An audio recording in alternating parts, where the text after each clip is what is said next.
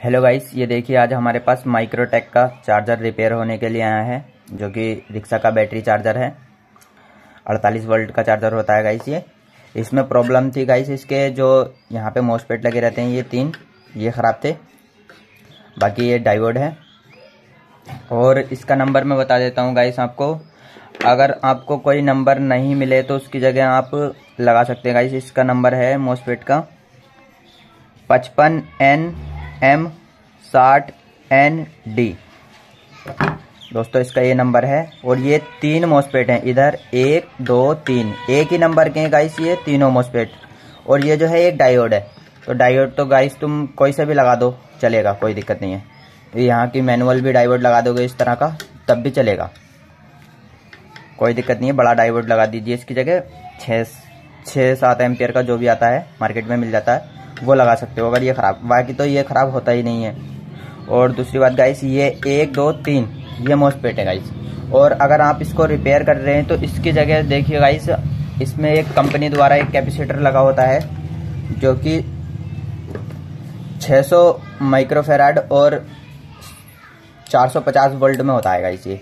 तो ये बहुत हाई कैपेसिटी का कैपेसिटर है। अगर आप रिपेयर करोगे इस समय इस चार्जर को तो इसकी वजह से अगर आपके मॉसफेट डालने में कोई दिक्कत हुई तो ये जो कैपेसिटर है सीरीज में भी चेक करोगे ना आप, तो सीरीज में ये कैपेसिटर इन मॉसफेटों को ख़राब कर देगा। तो गाइस इसकी जगह आप एक छोटा कैपेसिटर ले लीजिए जो कि 450 वोल्ट का ही होगा। देखिए मैंने इसके लिए छोटा कैपेसिटर लिया है एक, और जो कि 450 वोल्ट का, लेकिन ये 100 माइक्रोफेराड में, ओनली 100 माइक्रोफेराड में है ये 600 माइक्रोफेराड में है। तो दोस्तों मैं इसको रिपेयर कर रहा था तो इसमें एक प्रॉब्लम मुझे देखने को मिली, वो ये थी कि इसमें जो है जैसे ही मैं मॉसफेट डाले करा था तो देखिए मेरी कुछ रेजिस्टेंसें भी जल गई थी यहाँ तक की। ये देखिए यहाँ की कुछ रेजिस्टेंसें भी जल गई थी यहाँ पे। ये देखिए मैंने लगाई है एक डबल करके, तो ये रेजिस्टेंस यहाँ से जल चुकी थी। तो दोस्तों इसकी वजह से ही मुझे प्रॉब्लम पड़ी, जो ये जल गई थी। तो मेरे से जो है ड्राइव नहीं बन पा रही थी क्योंकि इसमें पहले से ही किसी मैकेनिक का थोड़ा बहुत काम हुआ था, तो जिसकी वजह से यहाँ पे कपलर भी छिड़ा हुआ है, IC भी 324 छिड़ा हुई है, बहुत सारी चीज़ें उन्होंने छेड़ रखी थी। तो ज़्यादातर इसमें जो प्रॉब्लम आती है ना गाइस, अगर आपकी ये मॉसफेट ख़राब हो चुके हैं तो कुछ रेजिस्टेंस वगैरह ही जल जाएंगी, बाकी यहाँ पे कोई इशू नहीं आता। अभी मैं इसकी सप्लाई बता देता हूँ मैं आपको, सप्लाई कहाँ पे होती है गाइस। अगर आप इसको चेक करेंगे सबसे पहले आप जो इसको चेक करेंगे तो यहाँ पे आप एक कनेक्टर देख सकते हैं। देखिए दोस्तों आप इसको देख सकते हैं, यहाँ पर ये कनेक्टर होता है, ये सप्लाई के लिए कनेक्टर होता है जो कि आपकी 220 वोल्ट इन होती है। देखिए दोस्तों मैं आपको दिखा देता हूँ, ये यहाँ पे, और एक फ्यूज लगा हुआ है, एक MOB प्रोटेक्शन के लिए है। कभी आपका डायरेक्टली लगाते शॉर्ट सर्किट हो तो MOB चेक कर लीजिएगा, अगर बीप दे रही है तो ख़राब है, बीप नहीं दे रही है तो सही है।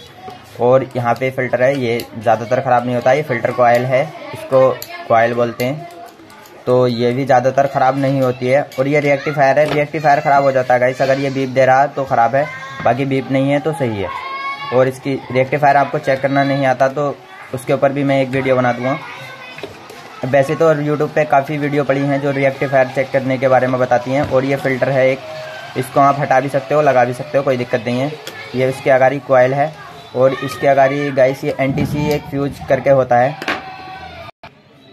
दोस्तों यहाँ पर एक NTC लगा हुआ होता है जो इसको आप जंपर भी कर सकते हो, कोई दिक्कत नहीं है, जंपर कर सकते हो। और उसके बाद में सप्लाई हमारी आगे आती है, तो आगे आने के बाद में देखिए गाइस यहाँ पर एक डायोड के माध्यम से इस पर आती है, ये दिखा देता हूँ एक बार, यहाँ पे एक आई, ठीक है। तो ये जो डायोड है ये कुछ मतलब कि यहाँ से देखिए आप, इसका जो निकल रहा है यहाँ से प्लस पॉइंट निकल रहा है। तो गाइस ये प्लस पॉइंट यहाँ से घूम के यहाँ आया और यहाँ से ये यहाँ गया, फिर इसके बाद में ये यहाँ पे गया, ठीक है। तो दोस्तों यहाँ पे जाने के बाद में ये इसका कैपेसिटर का प्लस पॉइंट है। तो यहाँ पर जहाँ पर आप कैपेसिटर है लग रहा है, यहाँ पे अगर वोल्टेज चेक करेंगे तो यहाँ पे आपके 300 वोल्टेज आएंगे, ठीक है। अगर आपके यहाँ पे 300 वोल्टेज आ रहे हैं तो ये सही है, 300 वोल्टेज DC आएंगे गाइस। और उसके बाद में जो सप्लाई चलेगी आपकी वो यहाँ से रेजिस्टेंस लगी हुई है, देखिए, ठीक है। इस डायोड से होते हुए यहाँ से फिर एक रेजिस्टेंस लगी हुई है, यहाँ पर देख सकते हैं, यहाँ यहाँ से रेजिस्टेंस के माध्यम से यहाँ पे दी गई है। फिर दोस्तों ये यहाँ से सप्लाई आके अगर ये रेजिस्टेंस आपकी ओपन हो गई होगी तो आपका चार्जर वर्क नहीं करेगा। बाकी ये 2 PFA लगी हुई हैं इसमें, और यहाँ पे मुझे पता नहीं होती हो कि नहीं होती हो, लेकिन मैंने ज़्यादातर देखी नहीं है, वो पहली बारी मैं इसको रिपेयर कर रहा हूँ। तो लेकिन आपको नॉलेज देने की कोशिश कर रहा हूँ गाइस, मैं जितनी नॉलेज दे सकूँ। यहाँ पे एक डायोड है, इसको भी चेक कर लीजिएगा। यहाँ पे एक डायोड है, इसको भी चेक कर लीजिएगा। यहाँ पे एक डायोड है, इसको भी चेक कर लीजिएगा। इनको चेक करने से क्या होगा गाइस, अगर बाई चांस ऐसा होता है कहीं पे अगर रिपेयर होकर आया तो उसने उल्टी डायरेक्शन में भी डायोड को लगा देते हैं। कुछ लोगों को पता नहीं होता कि डायरेक्शन किधर को होनी चाहिए इसकी, तो उल्टी लगा देंगे तो तब भी वर्क नहीं करेगा। और दोस्तों जब तक आपका सारे ही मॉसफेट, ये 1 2 3 तीनों के तीनों मॉसफेट सही नहीं होंगे, चार्जर ऑपरेट नहीं होगा। इसमें एक प्रोटेक्शन है, जैसे कि लुमिनस माइक्रोटेक, ये हाई प्रोटेक्शन यूज करते हैं, जो इसमें बहुत सेंसिटिव जो इनके प्रोडक्ट रहते हैं, हल्की सी भी प्रॉब्लम को सेंस कर लेते हैं और ये ऑपरेट नहीं होते हैं, प्रोटेक्शन मोड में रहते हैं। यहाँ पे डिस्प्ले पे कुछ भी नहीं आएगा तब तक आपकी यहाँ पे पल्स नहीं बनेगी। हाँ एक चीज़ है, अगर आप चार्जर यहाँ पे लगा रहे हो 220 वोल्ट में, यहाँ पे 300 वोल्टेज आ रहा है, तो यहाँ पे आप 12 वोल्ट चेक कर लीजिए। यहाँ देखिए 1 पॉइंट यहाँ है, 1 पॉइंट यहाँ पर है, ठीक है।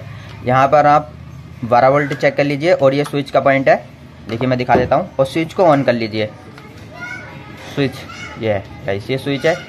और स्विच को ऑन कर लेंगे तो उसके अगर यहाँ पे 12 वोल्ट आ रहे हैं, अगर यहाँ पे ऐसे चेक करके देख सकते हैं आप, अगर ये आईसी जो होती है, ड्राइवर आईसी है, ये अगर हीट उट होती है तो सही है, नहीं ख़राब है। अगर हीट नहीं हो रही है तो ओके, कोई दिक्कत नहीं है। ज़्यादातर ये ख़राब नहीं होती है।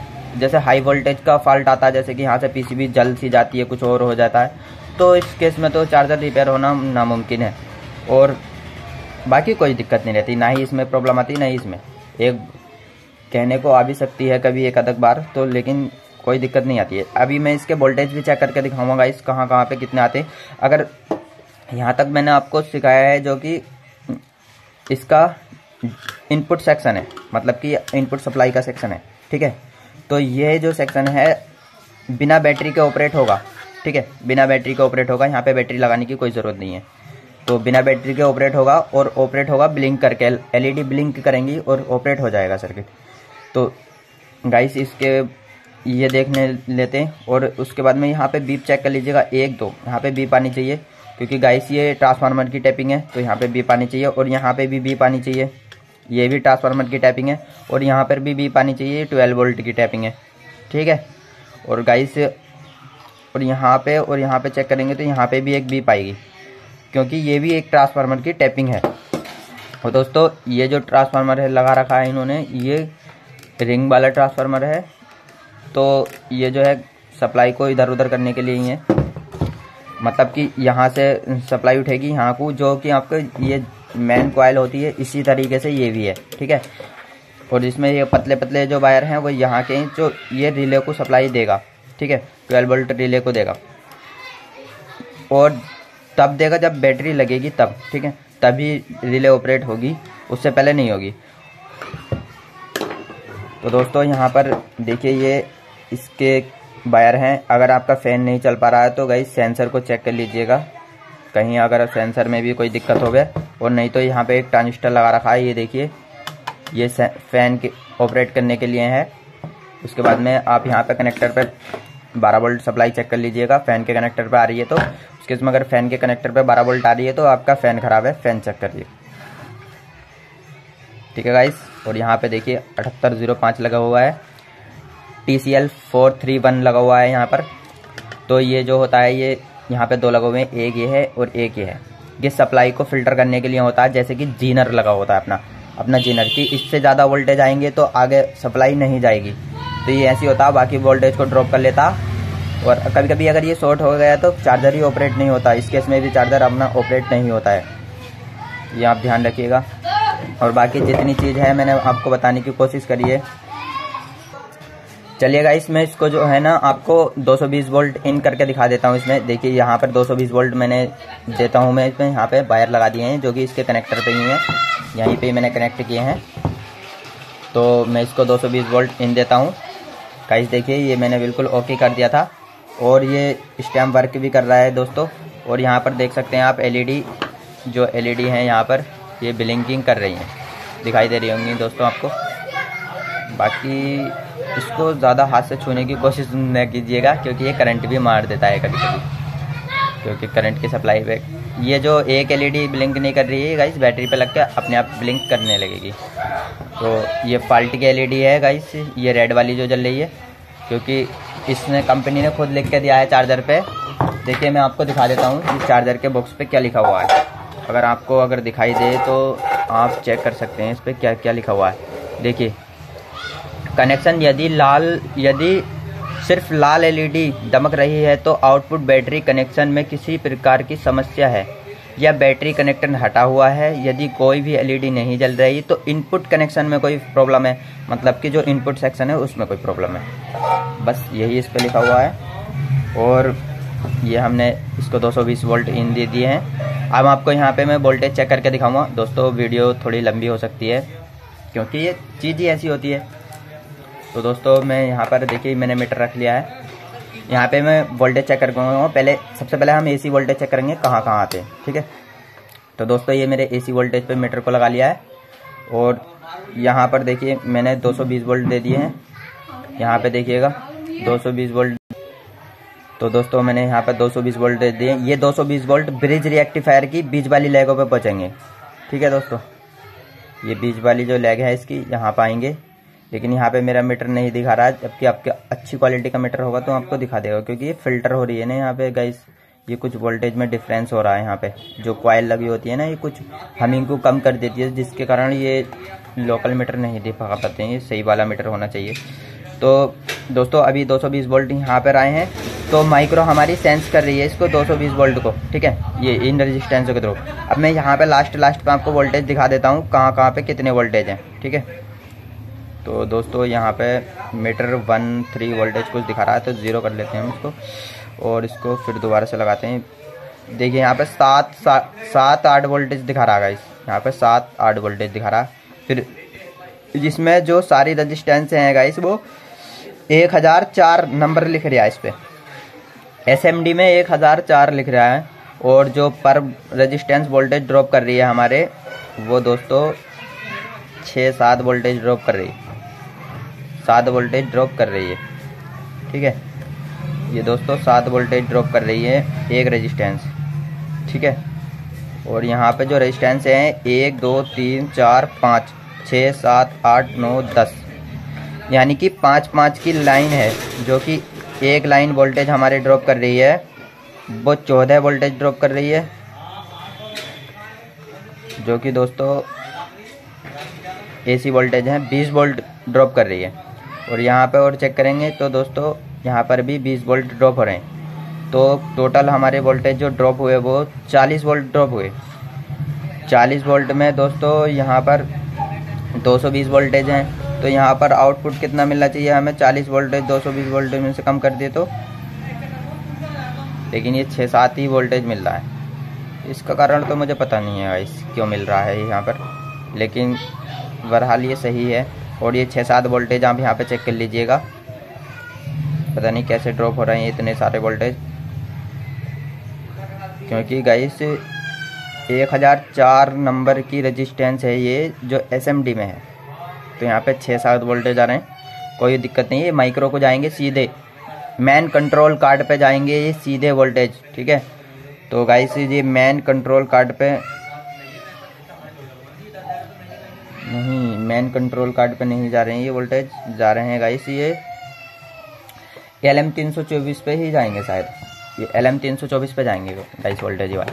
आप प्रिंट को ट्रैक कर लीजिएगा, ये LM324 पे जाएंगे और लोकेशन है इनकी R64 R70, ठीक है। और यहाँ पर जो रेजिस्टेंस है ये भी 104 की है गाइस, यहाँ पे 1004 ये R64 और R70, तो ये दोनों रेजिस्टेंस है भी 104 की हैं नंबर की। और इसके आगे जाके ये सप्लाई पता नहीं कहाँ जा रही है, जहाँ भी जा रही होगी जाने दो, उसको आप अगर ट्रैक कर सकते हो तो गाइस मुझे इतना टाइम नहीं है कि इसको ट्रैक कर लूँ, लेकिन हाँ प्रिंटों को ट्रैक कर लीजिए कर कहाँ पे ये जा रहे हैं। नहीं तो अगर आप ये पीसीबी में आपको दिखाई नहीं दे रहे हो, पीछे से लाइट लगाएंगे तो बिल्कुल क्लियर नज़र आएगा गाइस इसमें, ठीक है। तो अभी मेरा फ़ोन इसी में ही काम कर लगा हुआ है, नहीं तो मैं लाइट लगा के आपको दिखा देता। तो यहाँ पे अब मैं वोल्टेज चेक कराता हूँ। देखिए यहाँ पर ये AC 220 वोल्ट गाइस आपको यहाँ पे मिलनी चाहिए, यहाँ पर, ठीक है। उसके बाद में यहाँ पर कुछ वोल्टेज ड्रॉप होने चाहिए, यहाँ पर भी वैसे वोल्टेज ड्रॉप नहीं होते हैं, यहाँ पे सीधी लाइन है यहाँ से और यहाँ से, इसको जंपर भी कर सकते हो, कोई दिक्कत नहीं है, ठीक है। उसके बाद में गाइस आपको जो DC वोल्टेज मिलेंगे वो मिलेंगे रेक्टिफायर की लास्ट की लेग पे, ठीक है, यहाँ पे, ठीक है। तो ये मीटर ही कुछ कमी कर रहा है। चलिए मैं दूसरा मीटर दिखाता हूँ आपको।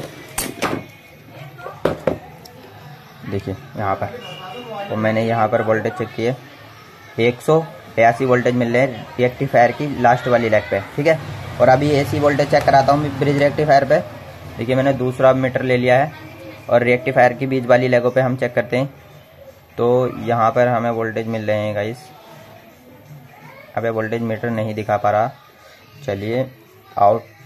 अब इसकी लास्ट वाली लेगों पे 1 और 4 पे चेक कर रहे हैं हम। तो देखिए यहाँ पर 182 वोल्टेज आ रहे हैं। उसके बाद में दोस्तों ये वोल्टेज यहाँ से घूमते हुए यहाँ पे एक रेजिस्टेंस लगी हुई है, ठीक है, यहाँ पे एक रेजिस्टेंस लगी हुई है, तो इसको जंपर करना ज़रूरी है, ठीक है। तो यहाँ पे जो अगर ये रेजिस्टेंस ओपन हो जाएगी गाइस तो आपकी सप्लाई यहाँ पे नहीं पहुँचेगी। तो यहाँ पर आपको वोल्टेज, ये कैपेसिटर की पॉइंट है, यहाँ पे कैपेसिटर के पॉइंट पे आपको वोल्टेज चेक कर ले जाएं। यहाँ पे 300 के लमसम वोल्टेज आने चाहिए दोस्तों, ठीक है। देखिए 367-68 के करीब वोल्टेज आ रहे हैं और यही वोल्टेज, ये ग्राउंड है, इसका माइनस पॉइंट है, तो हम माइनस पॉइंट यहाँ पे रखते हैं, ठीक है। ये हमने यहाँ पे माइनस पॉइंट रख लिया है और यहाँ पे वोल्टेज चेक करेंगे तो यहाँ के हाफ वोल्टेज मिलेंगे, आधे वोल्टेज। ये देखिए यहाँ से यहाँ को गए 300 है, ये केवल डायोड लगते ही आधे हो गए, क्योंकि डायोड एक साइड को वोल्टेज ड्रॉप कर देता। ये पता नहीं कैसे वोल्टेज ड्रॉप हो रहे हैं, क्योंकि डायोड में एक रेजिस्टेंस छुपी हुई रहती है जिसके कारण ये वोल्टेज कम हो रहे हैं। उसके बाद में यहाँ पे वोल्टेज आएंगे, ठीक है। तो यहाँ पे वोल्टेज आने कोई दिक्कत नहीं है। ये कैपेसिटर को डिस्चार्ज करने के लिए है ये वाला सेक्शन, ठीक है। और ये मॉसफेट जो लगा रखा है ये कैपेसिटर को डिस्चार्ज करने के लिए। बाकी आपके स्विचिंग जो मॉसफेट हैं वो ये हैं 1 और 1 2, ठीक है। अगर आपकी सप्लाई नहीं बन रही है किसी कारण, बस कुछ भी नहीं हो रहा, तो आप इस वाले मॉसफेट को नहीं लगाएंगे तब भी आपका सेक्शन काम करेगा बराबर। बस प्रॉब्लम ये रहेगी कि यहाँ पर जो है ये डिस्चार्ज नहीं होगा। तो इसी की वजह से गाइस ये डिस्चार्ज नहीं होगा, तो यहाँ पे आपको रेजिस्टेंस लगानी पड़ेगी। रेजिस्टेंस बाडों में लगती हैं तो इसको डिस्चार्ज करना नामुमकिन है, क्योंकि इसमें हाई कैपेसिटी का कैपेसिटर ऐड किया हुआ है इन्होंने, ठीक है। तो ये इसी वजह से यहाँ पे ये लगा देना। जो सारे मॉसफेट जो जैसे लगाओगे वैसे ही यहाँ पे मॉसफेट है, बस 2 लेग का जो है यहाँ पर डायोड है, ठीक है। उसके बाद में ये ग्राउंड पे मैंने यहाँ पे रखा, तो उसके बाद में हम DC वोल्टेज चेक करेंगे। तो यहाँ पे बनने 258 वोल्ट, ठीक है, ट्रांसफार्मर की टैपिंग पे, और यहाँ पर भी 256 वोल्टेज। और टोटल AC वोल्टेज बनेंगे दोस्तों, यहाँ पर टोटल AC वोल्टेज 165-66 कुछ AC वोल्टेज हैं दोस्तों ये जो ट्रांसफार्मर पे। अभी मैं बेस वोल्टेज चेक करा देता हूँ आपको, बेस वोल्टेज कितने में रहेंगे, जो कि यहाँ पर जो इनके SCR जो मॉसफेट लगे हुए हैं यहाँ पर हम बेस वोल्टेज चेक करेंगे कैसे कितने आ रहे हैं, ठीक है। तो बेस वोल्टेज चेक करने के लिए यहाँ पर एक प्रोब रखेंगे और उसके बाद में यहाँ पर एक प्रोब रखेंगे, ठीक है दोस्तों। तो यहाँ पे ग्राउंड से रख के देखते हैं आ रहे हैं क्या वोल्टेज। बहुत ज़्यादा है, लेकिन ज़्यादा वोल्टेज नहीं बनाता है, गेट वोल्टेज ज़्यादा नहीं बनते हैं। यहाँ पे AC के वोल्टेज चेक करेंगे, क्योंकि यहाँ पे ट्रांसफार्मर लगा हुआ है, तो AC के वोल्टेज चेक करेंगे। देखिए 84 वोल्टेज आ रहे हैं गाइस। यहाँ पे देखिए दोस्तों वोल्टेज यहाँ पर ये आ रहे हैं, ठीक है। तो यहाँ पर भी ये वोल्टेज मिलेंगे आपको। तो उसके लिए हम AC देखिए 1000 वोल्ट पे सेट किया है मैंने मीटर को।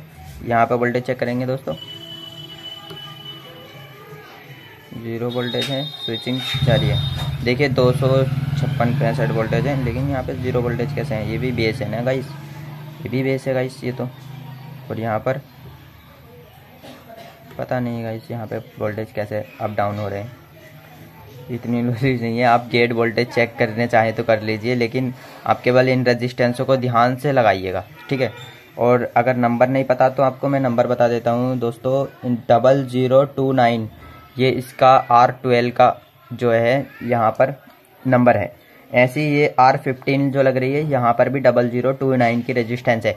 ये गाइस के में नहीं लगा बता रहा हूँ मैं, जो रेजिस्टेंस के ऊपर नंबर लिखा हुआ रहता है SMD रेजिस्टेंस के ऊपर वही बता रहा हूँ मैं, ठीक है। और यहाँ पे 3R13 यहाँ पे कुछ 3R13 लिखा हुआ है या 30R13 भी बोल सकते हैं आपको, ठीक है, कोई दिक्कत नहीं है। और यहाँ पर मैंने जो रेजिस्टेंस लगाई है यहाँ पर ये भी 30R की लगाई है मैंने, और यहाँ पर भी 30R की लगाई है, ठीक है, 30R0। यहाँ पे बीप आती है इस रेजिस्टेंस पे, जो R20 और R16 रेजिस्टेंस है यहाँ पर बीप आती है, ठीक है। और R56 जो रेजिस्टेंस है ये भी 13R0 की रेजिस्टेंस है, यहाँ पर भी बीप आती है। और यहाँ पे R55 जो लगा हुआ है ये 3R0 है, ये भी यहाँ पर भी बीप आएगी, ठीक है, R55 पे भी बीप आएगी, ठीक है। और ये रेजिस्टेंस R5 जो रेजिस्टेंस है ये वोल्टेज को गेट को डिस्चार्ज करने के लिए है। अगर गेट में कुछ पल्स वगैरह रह जाती हैं चार्जर ऑफ करने के लिए, तो इसको डिस्चार्ज करने के लिए। तो ये गाइस ये के में लगेगी रेजिस्टेंस, और इसका नंबर मैं आपको देख के बताता हूँ 47491। तो गाइस ये बहुत ज़्यादा मतलब कि के रेजिस्टेंस है, या फिर 600 के की है या फिर 500 के की, आप इसके अकॉर्डिंग लगा सकते हैं। और गाइस ये ट्रांजिस्टर जो लग रहे हैं इनका नंबर मुझे पता नहीं है, पर हाल आप देख लेना। अभी आप देखिए, मैं 1 मिनट वीडियो को रोक कर बता देता हूँ आपको क्या नंबर है। तो गाइस मैं इसको आपको ये नंबर बता रहा हूँ इनका ट्रांजिस्टर का। यहाँ पे लिख रहा है 1PA2 ये डायोड है, और ये है गाइस 2F ये ट्रांजिस्टर है, ठीक है। 2F और 1P लगा हुआ है यहाँ पे। Q10 जो है यहाँ पे 1P है, और Q11 जो है यहाँ पर 2F है, ठीक है गाइस। और यहाँ पे और कोई ट्रांजिस्टर नहीं लगा हुआ है, क्योंकि ये जो ड्राइव है गाइस, ये जो ड्राइव है ये वाली, ये ड्राइव गाइस डायरेक्टली यहाँ से आ रही है। ये जो इसकी ये स्विचिंग आईसी है इससे आ रही है ये वाली ड्राइव, ठीक है। एक मॉस्फेट की ड्राइव जो है इससे आ रही है ड्राइवर से, और बाकी इस वाले की और इस वाले की दोनों की ड्राइव जो है यहाँ पे ट्रांसफार्मर से आ रही है, ठीक है। दोस्तों ड्राइव वोल्टेज हमारे मीटर ज़्यादातर क्यों नहीं दिखाते हैं, क्योंकि वहाँ पे अलग अलग फ्रीक्वेंसी रहती है, तो फ्रीक्वेंसी अलग अलग रहेगी तो वहाँ पे वोल्टेज नहीं दिखा पाएगा मीटर, ठीक है। उसके बाद में बस यही प्रॉब्लम आती है गाइस, इसमें मॉस्फेट डाल लीजिए आप 1 2 3, ये मॉस्फेट सेम है, और यहाँ पर एक डायोड है, ठीक है। इनका नंबर भी सेम रहेगा तीनों मॉस्फेटों का, जो 3-3 लेग में है।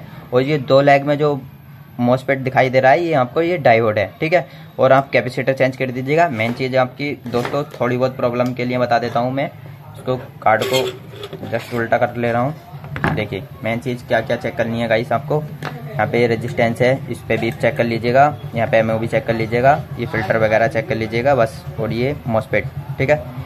और उसके बाद में यहाँ पर और यहाँ पर थोड़ी बहुत प्रॉब्लम आ सकती है, और कोई प्रिंट भी चेक कर ले आपके, कोई प्रिंट में कुछ दिक्कत तो नहीं है, ठीक है।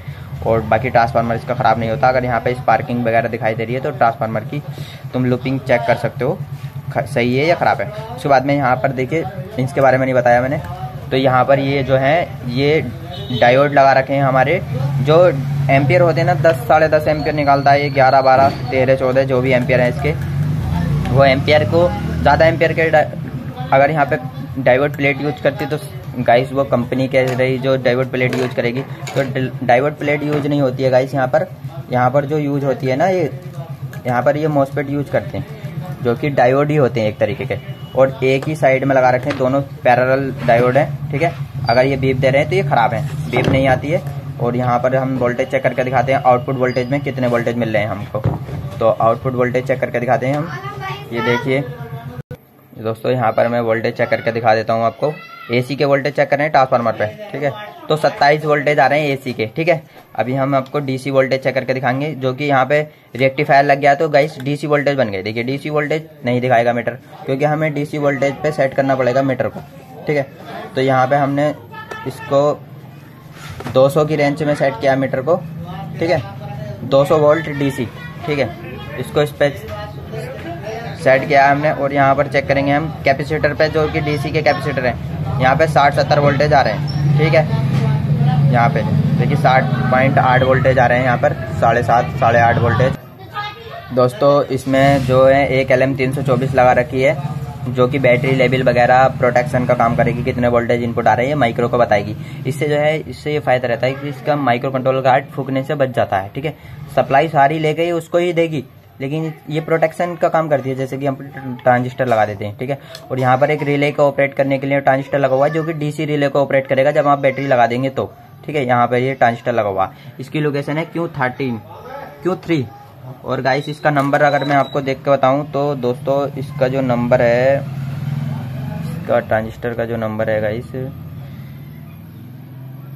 ये गाइस इसका नंबर इसमें से मिटा हुआ है, लेकिन आप चेक करके लगा देना, डाटा शीट में से जैसे भी आपको दिखाई दे चेक करके लगा देना। ठीक है, अभी इसका नंबर अलग से अगर आप कमेंट करेंगे तो बता दूंगा मैं। बाकी यही होता है, इसमें कपलर वगैरह लगा होता है और कुछ ही नहीं है। यहाँ पे मॉसफेट वगैरह ऐसे चेक कर लीजिएगा, क्योंकि गाइस इसमें हीट सिंक अलग अलग ही रहती है, तो इसमें जो है हीट सिंक में हमें दिक्कत रहती है माउंट करने के लिए, तो ऐसे हम इसके मॉसफेट लगा के चेक कर लेते हैं। ठीक है गाइस, तो आप भी ऐसे चेक कर लीजिए, उसमें आपको पता भी चल जाएगा कि मॉसफेट कौन सा हीट हो रहा है कौन सा नहीं हो रहा है। ठीक है, और अगर बाकी चार्जर में देखिए कोई भी दिक्कत नहीं है, अगर आप काम करेंगे तो आप सीख जाएंगे जल्दी। ठीक है, आई होप कि आपको ये वीडियो पसंद आया होगा। अगर वीडियो पसंद आया तो वीडियो को लाइक करें, शेयर करें, चैनल को सब्सक्राइब करें, और ऐसी इंटरेस्ट वीडियो हम आपके लिए लाते रहेंगे।